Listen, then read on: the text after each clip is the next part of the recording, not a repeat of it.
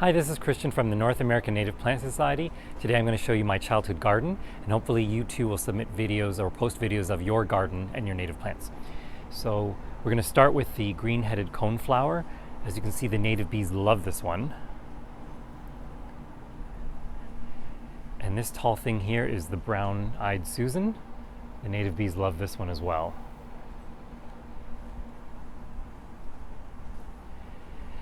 And all of this is Canada goldenrod, which is really beneficial for monarchs when they migrate south to Mexico. Over here we have ironwood, it's a tree, and back there is a beaked hazelnut. Over here, protected by this wire mesh, is a white oak. Its parent is a 400-year-old white oak in somewhere in Toronto, I believe. This here is the giant yellow hyssop, the white flower there. It's more white than yellow. And these are all oxeye sunflowers. They're really great because the bloom time is really long all summer. And over here is, you can't really see it, but it's a shagbark hickory tree. And this here is a black cherry. As you can see, the birds haven't gotten all the fruit. And over here is a shellbark hickory tree. It's a sapling. And here we have a purple coneflower. And we have the black-eyed Susan. And it's not in bloom, but that's the blue cohosh right there, the leaves.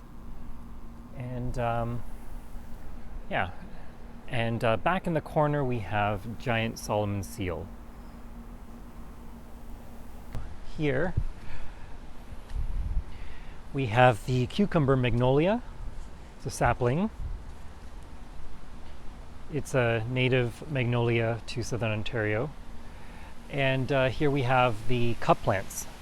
The bees love this plant, and the flowers, as you can see here, there's bees all covering them. And these are really cool because when it rains, the water traps inside the leaves, and the bugs can drink from there.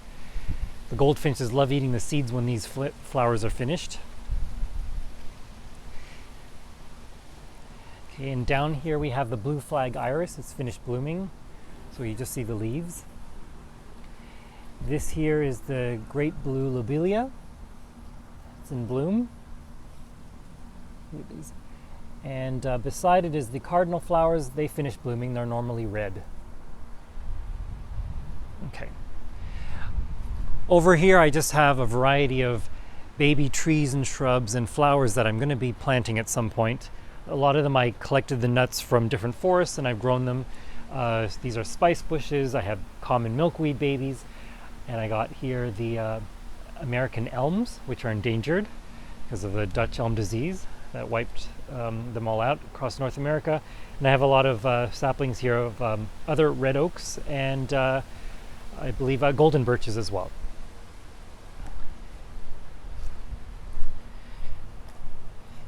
So here we have another, amongst these cup plants here, we have another beaked hazelnut. And here is a nanny berry. The birds really love the berries for this one. Service berries here, these ones. And right down there is a baby American beech.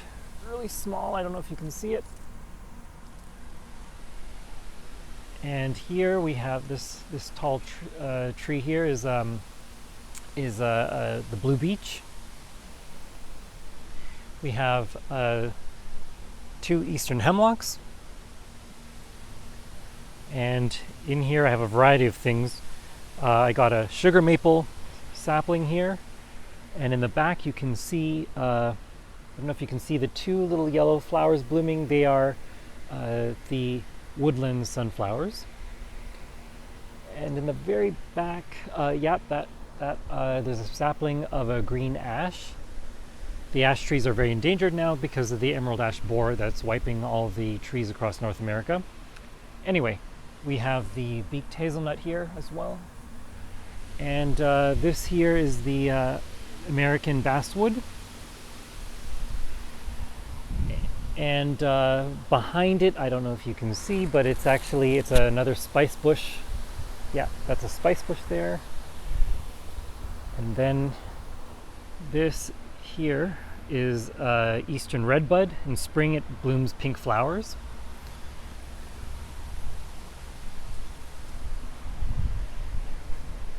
This is another nannyberry. And you can't really see it, but this is a smooth ironweed. It's finished blooming. It's normally purple. And these are swamp milkweeds. They're normally blooming, but they're finished, and the monarch butterflies love these. These are the Virginia creepers on the bottom, and the hedging in the back is eastern white cedar. As you can see here, the garden is not really big, but you can still fit a lot of trees and shrubs and flowers in a small area, whether it's your garden or on your balcony. Thanks for watching.